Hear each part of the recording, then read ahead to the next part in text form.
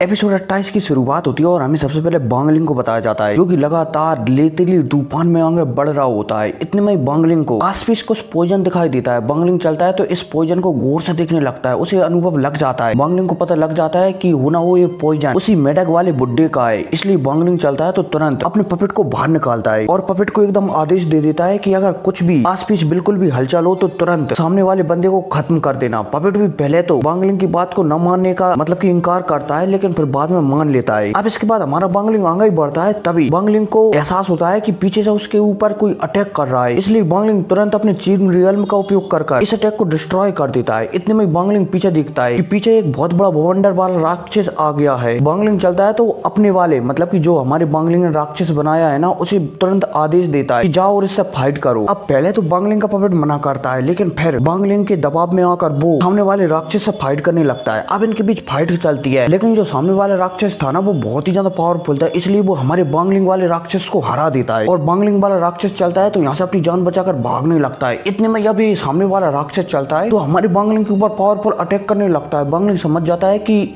इससे लड़ना मूर्खता है, इसलिए बांगलिंग अपना एस्केप टेक्निक बोला जाए तो धरती वाली टेक्निक का उपयोग कर यहाँ से भागने लगता है। अब बांगलिंग भाग ही रहा होता है, तभी राक्षस भी हमारे बांगलिंग का पीछा करने लगता है। लेकिन इतने में हमारे बांगलिंग को एक मौका मिल जाता है और वो अपनी शॉट से एक राक्षस का एकदम काम तमाम कर देता है। अब इसी के साथ सीन शिफ्ट होता है और हमें इसी मेढक वाले बुड्ढे को बताया जाता है जो कि लगातार इन राक्षसों को मारते हुए आगे जा रहा होता है। लेकिन अब ज्यादा राक्षस मारने के कारण जो राक्षसों का किंग था ना, वो यहाँ पर प्रकट हो जाता है। अब जैसे ही राक्षसों का किंग यहाँ पर प्रकट होता है ना, तो ये मेढक वाला बुड्ढा चलता है तो अपने ऊपर एक सील बना लेता है। ये राक्षस वाला राजा चलता है तो ये अपने साले चीले चपाटों से कह देता है कि इस बुड्ढे पर हमला करो। अब भाई साहब अपनी किंग की बातें सुनकर जितने भी यहाँ पर छोटे मोटे राक्षस थे ना, बोला जाए तो चमगादड़ की थी ना, वो अपनी आवाज वाली टेक्निक का उपयोग कर इस मेढक वाले बुड्ढे पर हमला करने लगते हैं। अब एक साथ लाखों की ताकत में हमला होने के कारण ये मेढक वाले बुड्ढे का बैरियर एकदम कमजोर पड़ने लगता है और टूट जाता है। अब जैसे इस बुड्ढे का बैरियर टूटता है ना, तो ये बुड्ढा चलता है तो यहाँ से तेजी से भागने लगता है। लेकिन जो चमगादड़ों का किंग है ना, वो इस मेढक वाले एल्डर को घेर लेता है। इसलिए अभी मेढक वाला एल्डर चलता है तो यहाँ पर अपने पॉकेट से 3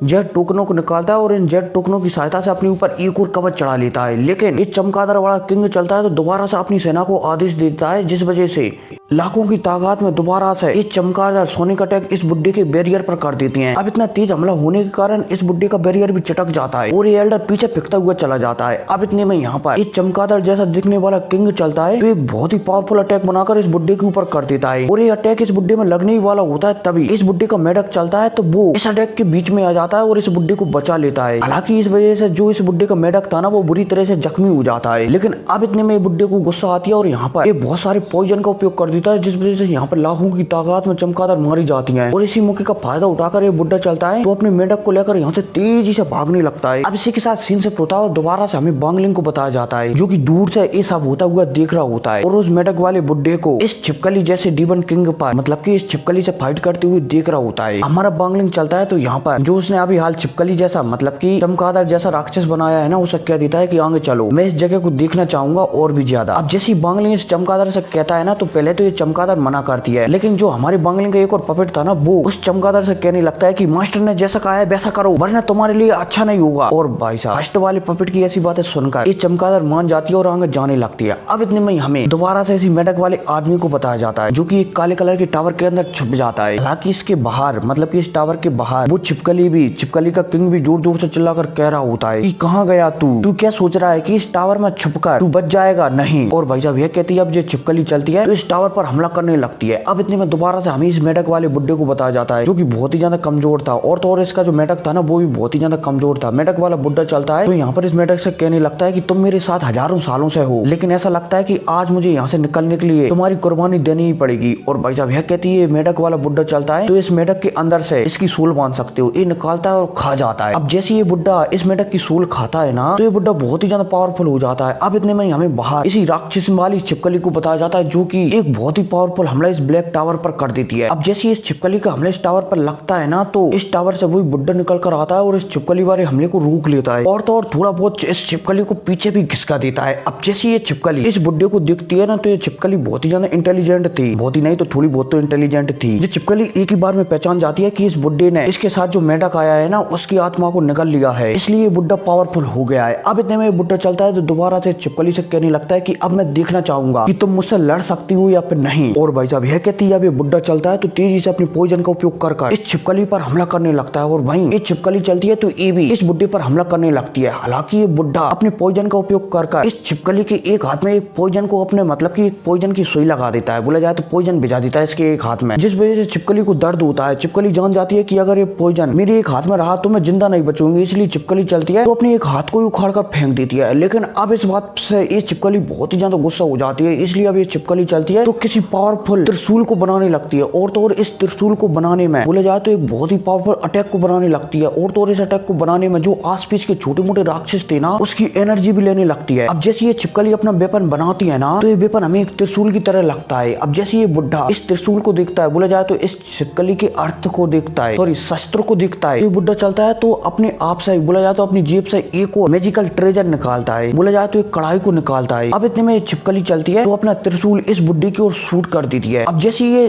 कढ़ाई और ये त्रिशूल आपस में टकराते हैं ना यहाँ पर, तो ये त्रिशूल चलता है तो इस कढ़ाई के 2 टुकड़े कर देता है। और भाई साहब जब ये बुड्ढा अपनी कढ़ाई को ऐसा नष्ट होते हुए देखता है ना तो ये समझ जाता है कि शायद इसका अंत बहुत ही ज्यादा निकट है। अब इतने में छिपकली चलती है तो इस बुड्ढे के पास आकर ऐसा कहने लगती है कि क्या तुम्हें लगता है कि तुम मुझे इतनी आसानी से हरा सकते हो। लेकिन अब ये बुड्ढा चलता है तो दोबारा से उठता है और इसे बहुत ही ज्यादा गुस्सा आता है। और ये बुड्ढा चलता है तो यहाँ पर पॉइजन ही पॉइजन चारों तरफ फैला देता है, जिस वजह से इस छिपकली के अंदर भी पॉइजन चला जाता है। और ये छिपकली चलती है मतलब कि बुड्ढा चलता है तो अपने पॉइजन को एक्टिव कर देता है, जिस वजह से छिपकली किसी गुब्बारे की तरह फट जाती है बड़ाम, और चारों तरफ एकदम पॉइजन ही पॉइजन हो जाता है। और तो और इस पॉइजन से यहाँ पर लाखों छिपकली मारी जाती हैं। अब इतने में दोबारा से हमें बांगलिंग को बताया जाता है, जिससे पहला पपेट मतलब कि पहला पपेट हमारे बांगलिंग से कह रहा होता है कि बांगलिंग मतलब कि मास्टर हमें यहाँ से निकलना चाहिए। लेकिन बांगलिंग चलता है तो अपने फर्स्ट वाले पपेट से एकदम मना कर देता है कि नहीं। इतने में दोबारा से हमें इसी बुड्ढे को बताया जाता है जो कि अभी तक जिंदा था, लेकिन इसकी हालत बहुत ही ज्यादा खस्ता हो चुकी थी। ये बुड्ढा चलता है तो यहाँ से तेजी से भागने लगता है दूसरे पोर्टल की तरफ, साथ ही साथ जोर से चिल्लाकर कह रहा होता है कि क्या तुम्हें लगता है चमगादड़ों कि तुम मुझे मार पाओगे। और भाई साहब यह कहती है बुड्ढा एक पोर्टल के अंदर जा ही रहा होता है, तभी हमारा बांगलिंग चलता है तो एक चाबुक से इस बुड्ढे की टांग पकड़ कर खींच लेता है। और भाई साहब जब ये बुड्ढा पीछे मुड़कर देखता है कि उसे किसने पकड़ा है और जो बांगलिंग को देखता है तो ये हैरान हो जाता है कि ये तो तुम उस ड्रैगन से जिंदा कैसे बचे। लेकिन बांगलिंग चलता है तो इस बुड्ढे की बातों को एकदम नजरअंदाज कर देता है और इसे अपने चाबुक से नीचे पटक देता है। अब जैसे ही बुड्ढा नीचे जाता है ना तो ये चमगादड़ चलती है तो सारी की सारी चमगादड़ इस बुड्ढे के ऊपर हमला करने लगती है। और इसी मौके का फायदा उठाता है हमारा बांगलिंग और इस बुड्ढे का जो बैग था ना उसे अपने पास रख लेता है, बोले जाए तो अपने पास खींच लेता है। अब यहाँ पर जितनी भी चमगादड़ थी ना वो सारी की सारी चमगादड़ चलती है तो इस बुड्ढे पर हमला करने लगती है और इस बुड्ढे को एकदम खत्म कर देती है। लेकिन इतने में इन चमगादड़ों की नजर हमारे बांगलिंग पर पड़ जाती है। और भाई साहब जैसी बांगलिंग पर इन चमगादड़ों की नजर पड़ती है ना तो ये तेजी से हमारी बांगलिंग की ओर आगे बढ़ने लगती हैं। लेकिन इतने में जो हमारे बांगलिंग का पहला पपेट था ना वो बहुत ही ज्यादा